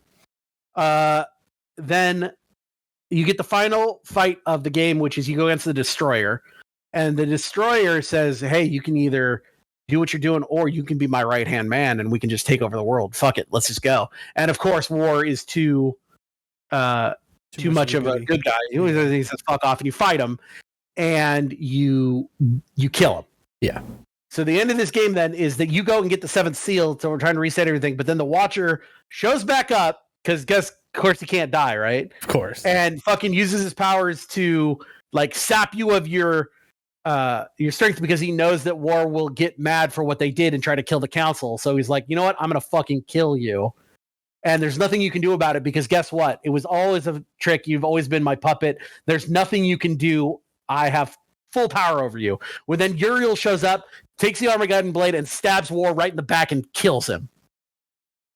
Secret hero of this game. But the thing is, no. So they're like, oh no, the bad guys are going to win, because now the Charred Council is just going to get away with it. Then she picks up the 7th seal and destroys it, starting the real apocalypse and bringing the 4 horsemen in, which means it brings him back to life, thus establishing the blood duel that they already had, and now he's not under control. And then he just fucking takes Mark Hamill and basically just rips him in half. And then the 3 other wake up and it was all a dream. No, shut up. No. Now he's got all his power back, because he was like, he didn't you know how they have to like take away some of your power so that you have something to grow. The idea is that the Watcher was siphoning your power. Now you have all your power back and you're full War. And the fucking the council's like, you've got heaven and hell and the council are all now against you. Everybody hates you. What are you going to do about it? And then he goes, it's not me, my brothers. And then the last thing that happens is you see 3 falling stars as the other 4 horsemen show up, and the game ends. So they really wanted you to play a second one. They wanted to do 4, 1 for each one. And then I think the plan was they wanted 4 games of one of each horseman about what was going on at the time, and then one super game, which I think Darksiders Genesis is a super game. They never got to the 4th one. The idea is that, so I'll just tell you, Darksiders 2 happens concurrently with Darksiders 1, and you're playing as Death on another plane of existence, which is supposed to be like, where like souls go and everything, and he's like trying to find out why are all these souls going to the wrong place, and you fight this guy called the Raven King. I really should go back and play that. Now you can't. Pro tip to those people out there: if you're gonna play Darksiders 2 after you play this one, play the PS4 version, the Definitive Edition. Gotta love that, because the PS3 version had an online thing where you could send like presents to other people online. That's been taken off, so that's an unobtainable platinum. But they took that out of the PS4 version, so you can do the PS4 version. Gotcha. Anyway, that's the story of Darksiders. We are kind of already talked about all the gameplay. I just want to say, I know you don't like it. I love God of War ripoffs, and so I had a fun time. Trophy wise, I think that this is actually a very fair platinum because you do have to play it on apocalyptic difficulty, which can be a little hard at the start. But once you start rolling, it really is a lot of fun. It's really not that hard because the way that they do health is you don't have hearts. They do the Metroid way where you have like a health bar. And then you have like E-tanks, basically, which are these health stones that if a bar is reduced, you just eat into the next bar. Yeah. And so you can get more E-tanks. And I like the way they did that. I didn't find it too hard on apocalyptic. And also, I think we've established, it sounds like I've never played the game on anything but apocalyptic. So it sounds like if you play it a little bit easier, it might not actually be as fun. That really might be it because, I never felt challenged. The only time I'd get challenged was whenever I got too bored to care about what was happening. I will say, if you want to play this game and you don't want the challenge of apocalyptic, you can do this in 2 games where what you do is you do the first run where you get 100%, you can even play it on easy. You get the best sword and all the best armor and all the best weapons, and then you can new game plus it and bring that all over to the new game. Yeah, I think, or it maybe just be the armor, but I don't know. You can make it easier. I just didn't find that to be needed. There's a big cool map, and there's lots of different areas you can go to, and they've got fast travel, so it's never hard to get wherever you want to go. I did appreciate that. I did appreciate the fast travel. Let's see. And honestly, walking around the dungeons was fine. Whenever the game just really let me explore and kind of do things at my pace, I enjoyed that more. It was just whenever it got to the very methodical boss fights and there were some puzzles that they just never explained to you, like how to put A to B to C to make it work, that I just really didn't appreciate. Those are the things that I really did not like in this game, and which really marred the experience for me. I do want to talk really quickly. Trophy-wise, there are 5 missable trophies. 3 of them are based on sequences, and 2 of them are one's based on collectibles, and one's kind of based on collectibles. I'll go over this really quick. There's a trophy you can only get in the prologue opening of the game, where humans are still around, because there's a helicopter that comes down that shoots at you, and you have to pick up. You can pick things up in the environment and throw them at people. You have to pick up a car and throw it at that helicopter. If you don't do that, then that's the only thing. But on the plus side, if you miss that, it's within the first 3 minutes of the game. See, there's in the scene that they introduced the helicopter, it's like passing by you as you're running through a house, right? Or like a building. Yeah. And it's right after they kind of introduce like climbing mechanics to you and whatnot. And you're running past, and there's this explosion, and there's a hole in the wall. You see the helicopter, and you run past it. But the thing is that the direction you're moving forward is faced 90 degrees away from where the action is taking place. But the thing is that you can still keep moving. It doesn't stop you for a cutscene at that one. And I was like, hey, you guys just did one of those things that I complained about, where you could just have me moving through the world and have things around me happen, and I could see them happen and pay attention to if I wanted to. But you instead chose to usually stop me with a cutscene to show it. Why can't the rest of the game do the thing that you showed me you could already do? But that one was funny because since it's turned away, so this if is you a walk different the hallway, you don't see that. Like you'll see something. This is a different part of that game. Oh, okay. It's like that beginning part. No. It's the beginning part, but it's not the part where you're in the hallway. It's when you're on just the street corner. Just the street. And you're seeing what it is there's a part where you're going and there's a big giant demon being like hit with chains, and there's just one helicopter that flies by really quick, and you have to pick up. Oh, okay, yeah. Because I do remember that helicopter thing was one thing. Because funnily enough, I ended up making a video about this, and I don't know if I ever want to put it out. Like sometimes I just do fun little projects for myself, right?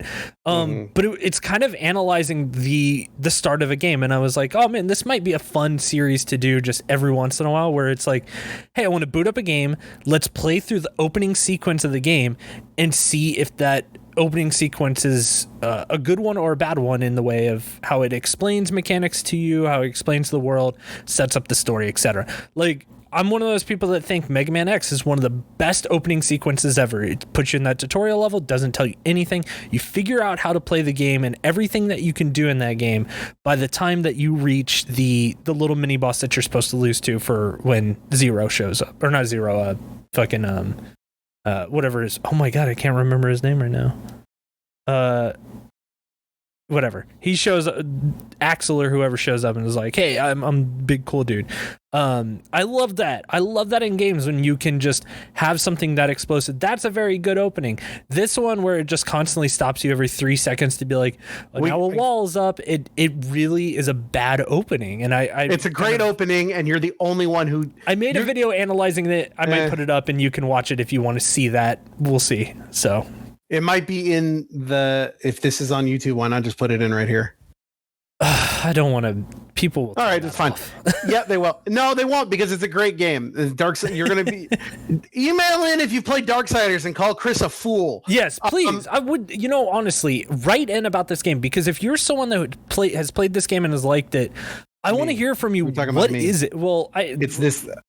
Other than Ryan, I want to hear other people and what they enjoy about this game because again, after reaching out to friends and asking them, people who have told me, "Oh yeah, this game is great," and then them to backtrail on it and just be like, "Oh well, it's fine. The second one is really the better one," and it's like, well, then don't tell me that this one is good and it's not. I mean, it's funny because I disagree heavily. Yes, that I think you are the one. Also, we didn't even talk about this. Wow, talking about we're talking about cool gameplay mechanics. Not only does it have all these things you can unlock, man, we got collectible fucking upgrades that you can slot into your weapons to give them new powers, including legendary ones that do cool shit.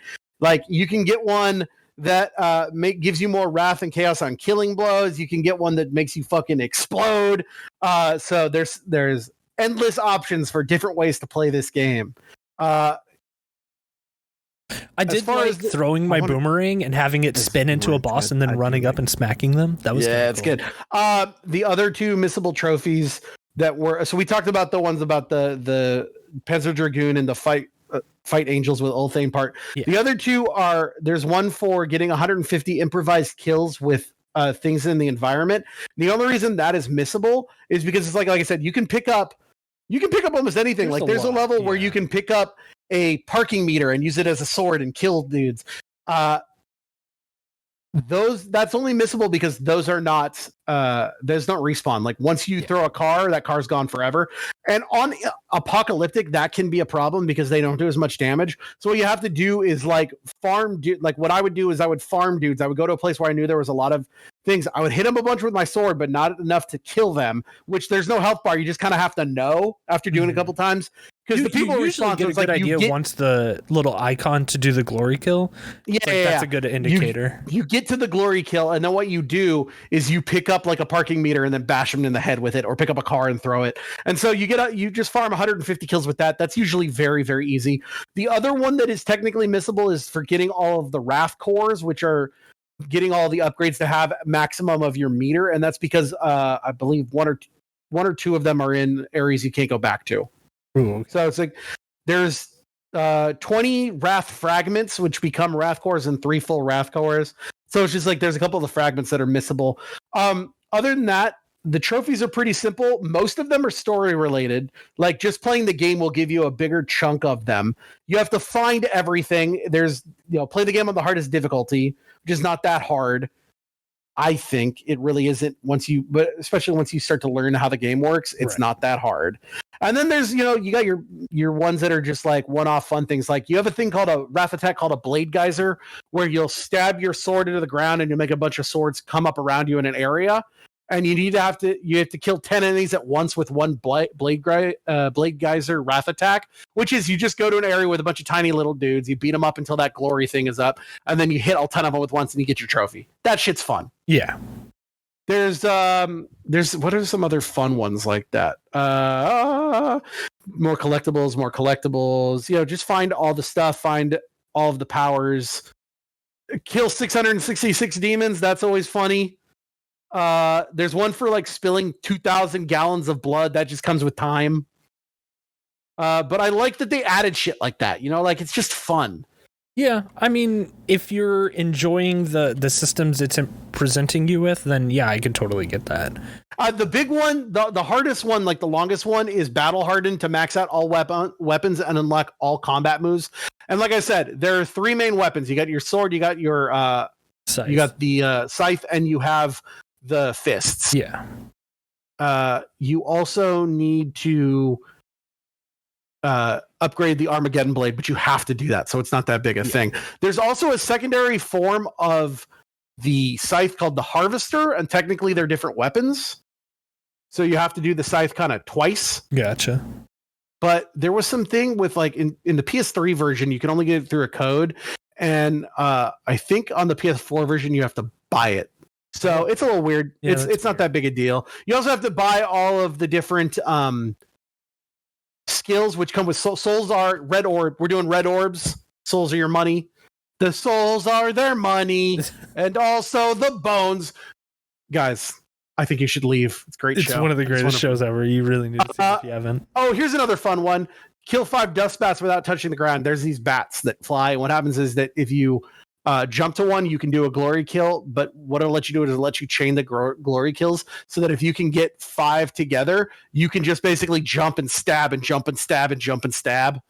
That was kind of cool. Like I liked that in the like that first dungeon. It gave some fun mobility to some like the lava pits that were there. Yeah.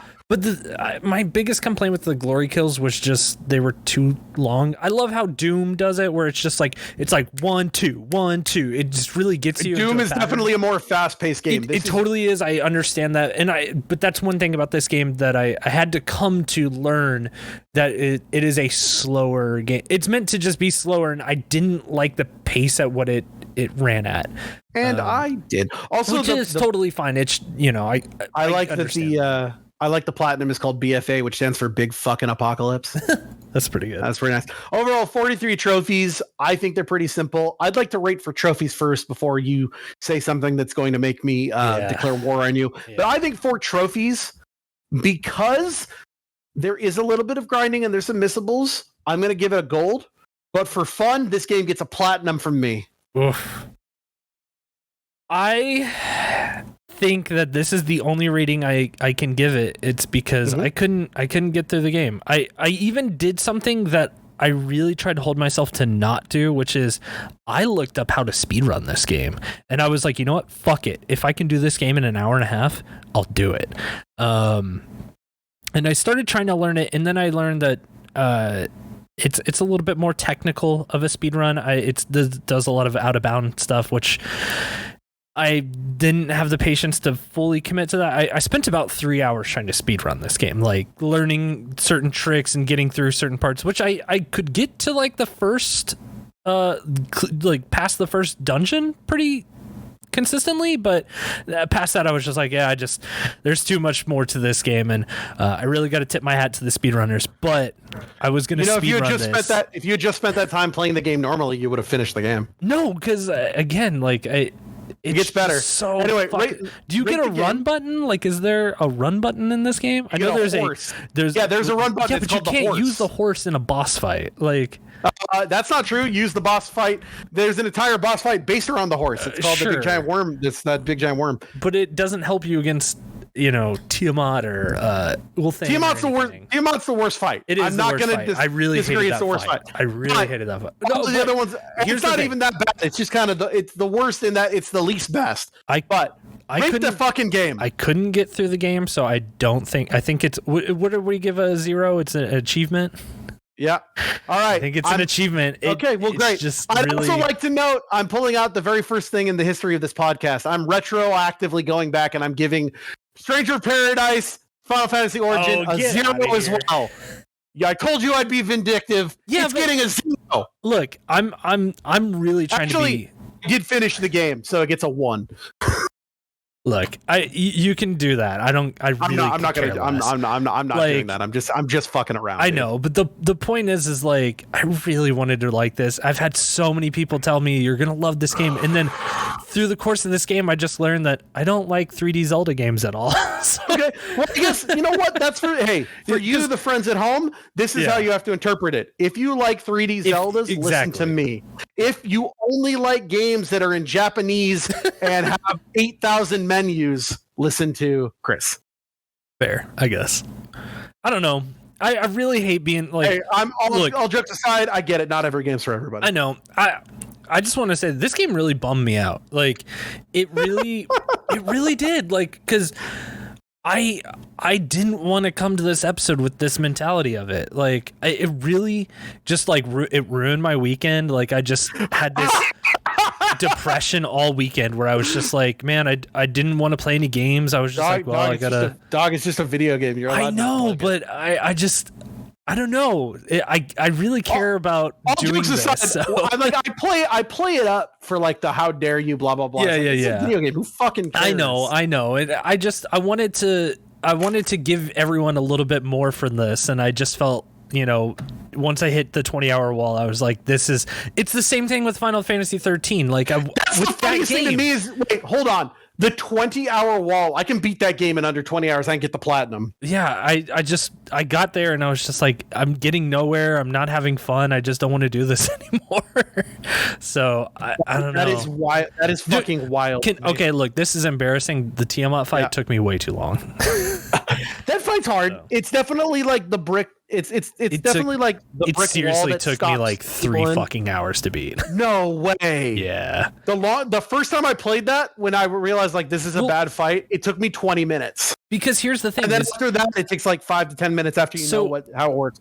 It's the worst fight. We're gonna keep saying it. It's the worst fight. In the third phase of that fight, it's something that it's very Zelda. Like, you got to do the thing, which is throw the bomb. It moves around. Once you can hit the bomb again, it'll drop. Or no, that's the whole first phase. But third phase, it's just kind of on the ground with you, and it walks around, and you have to wait for it to fucking dash at you to hit the E button so that you can punch it across the map, or like the battle arena, right? You punch it to the other side, and poor fucking War sprained his ankle, and he just can't run. He's just got to casually walk across the whole fucking arena to then hit the boss. But by the time you get to the boss, he's standing up again and he's ready to move. And it's just like, this is so boring. I honestly don't understand where you're coming from, because I've never had. I don't know what it is or what you're doing, or maybe it's some computer thing. But that was not ever a problem I had. The problem was, you do that and you'd only be able to get 1 or 2 hits in, but. Like, that was what it was supposed to be. It was that. I guess that's what it was just meant to be. But I would like, seriously, once I actually, because there was at one point where I had to just do it, and I just took it as slow as I could, and it took me so long to get through it, and I was just like, wow, I really hope the rest of the game isn't like this. And then, like, the rest of the bosses aren't exactly like that, but they don't really do anything different, They do. It's just the Zelda formula of you get a new weapon, you got to use that weapon in conjunction. Okay, you know what? I'm done with you shitting on this game I like. Okay. Sorry.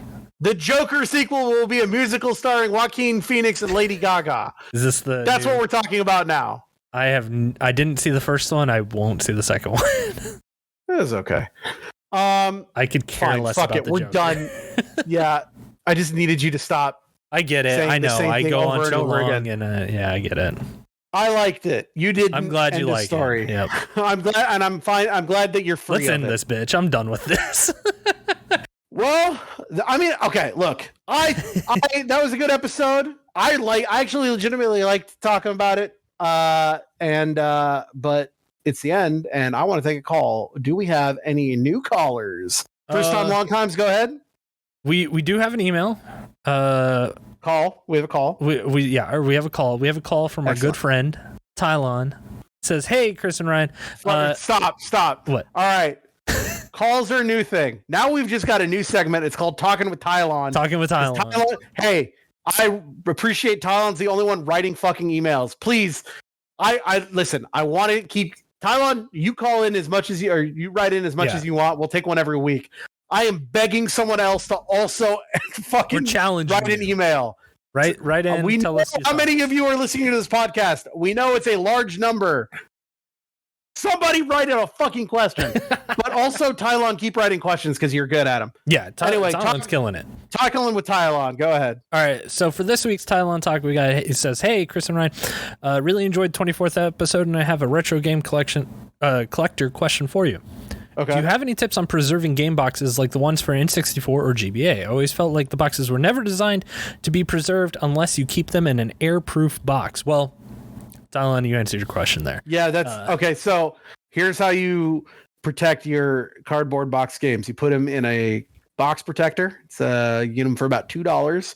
They've got them that are shaped to the 64 and the 64 and the Super Nintendo box are the same size, and then all the Game Boy games are the same size, and you just put them in there. The Nintendo, if you want NES, those are a different size too, and you get them online for like $2 a piece, and that's how you do it. The end. So, and then he goes on to good say, instinct. Oh, there's more? Yeah. Also, was there ever a time you bought a strategy guide for the sole purpose of getting past an obstacle in a game? Like, one time I bought the Metroid Prime 2 guide to get past the challenge that turned out to be easy as fuck, and am genuinely disappointed in myself. Tylon. P.S. I love the state of play, especially the Street Fighter 6 announcement that it's going to be on Xbox, skipping the PS5. Thanks, Sony, for letting me know. So, a little bit. What? A little bit there. I don't get the joke. It was that they were like, hey, Street Fighter 6 is coming out on PlayStation, also to be on Xbox. Because I think it had at the end of this. Tylon, please continue to write in, and you can cut the Xbox bits. We're done. We're done with the bits. To answer the question about a strategy guide, I always, as a kid, bought the strategy guide with a game, mostly because I just liked looking at the art in the game. Or like, the art that they would put in strategy guides, because sometimes they would be really nice. But I never really bought them with the sole purpose of getting over something, but they would always, I'd always then have it because if there was something that I need to get past, then I could look at it. I think the only time I ever used something like that where it was super, super beneficial would have been trying to grind like the Ultima weapon in Kingdom Hearts 2, or getting the Triforce pieces in Wind Waker, as we mentioned earlier, because that had just like every map right there and you could just go and find them. But I never really I would have always bought them before I ever hit that point, I guess. I think the only guide I bought specifically for that purpose was on the 360, buying the guide for Fallout 3 when Fallout 3 came out, because I knew that map was huge, and I was just like, at that point it was still kind of hard to get full maps on the internet, so it was either let me just fucking buy this guide and have this map out that I can look. It's like, oh, go here, and oh, there's where this stuff is. Because with Fallout 3, I would get into that thing of like, you go buy a house and it's like, oh, I can go in the house, and then you spend an hour and a half tearing that house apart. And it was better to just look at the map and being like, is there anything in this house that fucking matters? Nope, dope, peace, I'm out. So yeah, I'd say maybe Fallout 3, but just more for my need to know where everything cool was. Yeah, they don't really do strategy guides anymore, though, do they? I mean, GameFAQs exists and the internet is there in your palm of your hand. So I did buy the guide to Cyberpunk just because I wanted to have it because I like Cyberpunk. It's not like I really needed it, but also I just wanted to look at it, and it was pretty detailed. They still put out big like strategy guides, like big hardbound collector's edition strategy guides for big games like that, and I feel like if a game has a map that huge, did they ever make an Elden Ring strategy guide? I have no clue. Like, that's something I've never looked into. I wonder if they did it on purpose just so they wouldn't know where all of the shit was. You know what I mean? I mean, it wouldn't really be. Well, I don't know. Do you have to like get permission to make one? Because I would just assume you could just make one, right? I mean, there was always. Like back in the day, it was always the Nintendo Power Guide, and then Prima made their unofficial strategy guides. But I don't know if there was like I don't know how that works, because like then you're putting in pictures of the game, and then do they be like, well, that's from our game? It's like, yeah, but we bought the game, so fuck off. I don't know. There is an official strategy guide. It comes in 2 parts. It's hardcover. It's $30. No clip. Do a special on the history of Prima games. Yo, that would be tight. I would love just talk about strategy guides and how they got to be evolved made and the rise and fall of Prima games. That'd be tight. Hey, that's a free idea for you. Yeah, that's a free one from me to you, from us to you. This was a great episode. Yeah. I did legitimately have a fun time, even if even if I didn't. Even if you crushed my dreams of sharing a game with my friend. No, I'm just kidding. I get you. So we did a couple weeks ago. We did a cool episode that was kind of like a themed thing where we did the Lego, and I know technically it's your next, but let's just say that we talked ahead of time we've already decided that we wanted to do kind of a theme thing, because the next episode comes out July 1st. You know what else is July 1st? Anime Expo, which I will be at. And so I thought it'd be fun if we did. No, it's fine. They already reversed that. They did? Oh, yeah, that's right. 24 hours. Oh, fuck. Let's talk about that really quick. So, Anime Expo, always finding a way to shoot themselves in the fucking foot because they're run by the worst people on earth, comes out a week ago, out of the blue, and just goes like, "Hey, we're not going to require vaccination cards anymore. Bye." After they already promised that they were going to do that, and everyone on the internet had a fucking no one was cool with this. Maybe two weirdos were, but no one was cool with this shit. So much that I know people that on the spot canceled their tickets and canceled reservations. I'm like, don't jump the fucking gun. Yeah. I even tweeted that. I was like, they are going to pedal this shit back so fucking quick that I bet you a week before Anime Expo, they'll come back and say, whoops, sorry. It wasn't even 24 hours later. They went, whoops. And I know it's going to fucking explode in their face, and instead of having they should have had so at PAX, what they did is they had an offsite place that before you were allowed in the building, you had to go and show somebody your license and your Vax card, and you got a wristband. Yeah, and you couldn't get in without the wristband. Yeah, that's how they did it for regionals that I went to the other week. They should have done that they should do that for Anime Expo. But I know what's going to happen is that they're going to have one fucking cop at each door sitting there looking at cards, making their 10-hour line 12 hours, and it's going to ruin everything because once again, Anime Expo is the worst run convention on the planet. It really is. I've never been. I keep going because my friends all go. I've always wanted to go to it, but every year I just see horror story after horror story about whatever it is.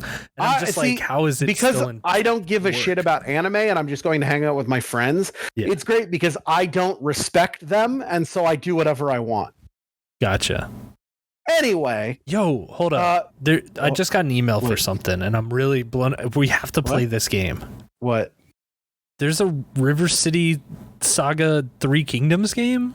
What? Yeah, it's pre-order now. It doesn't look like it's coming here, but there's going to be an Asian version that you can order. I don't speak any of those languages. It's in English. It's an English Asian, Singapore and shit like that. Is it on PlayStation? Yeah, PS4. What? All right, let's talk about this later. Yeah, let's do this. Oh, Todd Howard just said that Fallout 5 isn't coming until after the Elder Scrolls 6. So 20 years later. Worry about that in about 2067. Man, I really do feel like Xbox just bought the wrong studio. Anyway, so I'm going to be at Anime Expo. And that's going to be that day that episode came out. So I figured it'd be fun to do an anime game, an anime episode. And so I've been playing for the last 30 hours in a week Dragon Ball Z Kakarot, which is what we'll be talking about next time. Also, Chris will be giving me a history of anime games in general. Maybe we'll just talk about anime shit. So enjoy the anime. We're just going to call it the episode. This is what I'm bringing to the table. If you'd like to play it, is Dragon Ball Z Kakarot, or just play anime and listen to us talk about anime video games. That's next episode. This was this episode, and this was I Have More Trophies Than You.